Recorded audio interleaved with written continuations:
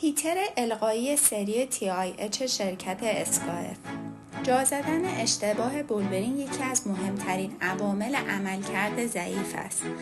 بولبرینگ های کوچک را نیز به وسیله ابزار مکانیکی باید نصب کرد که این روش برای بولبرینگ های بزرگ جوابگو نیست. بدین سبب از گرما جهت انبساط رینگ داخلی استفاده می شود. شعله مستقیم به دلیل آسیب به بولبرینگ پیشنهاد نمی شود. پیش از این حمام روغن رایج بود، اما به دلیل آلودگی، کاهش سرعت نصب و خطر لیز خوردن پیشنهاد نمی شود. استفاده از هیترهای سری TIH نصب ایمن، آسان، مناسب و تاثیرگذاری را رقم می‌زند. یوک مناسب را انتخاب کنید و بولبرینگ را بر روی آن قرار دهید. بهتر است اگر فضایی در اطراف سیم-پیچ وجود دارد، بولبرینگ را برای کارایی بیشتر در آنجا قرار دهید. هیتر دارای پایه‌های قابل تنظیم است که عملیات را آسان‌تر می‌کند.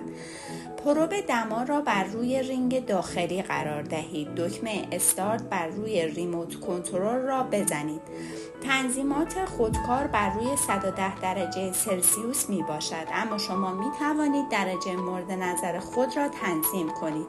وقتی بولبرینگ به درجه دلخواه رسید، صدای بوق شنیده شده و هیتر استاپ می کند و بولبرینگ به طور اتومات مغناطیس‌زدایی می شود.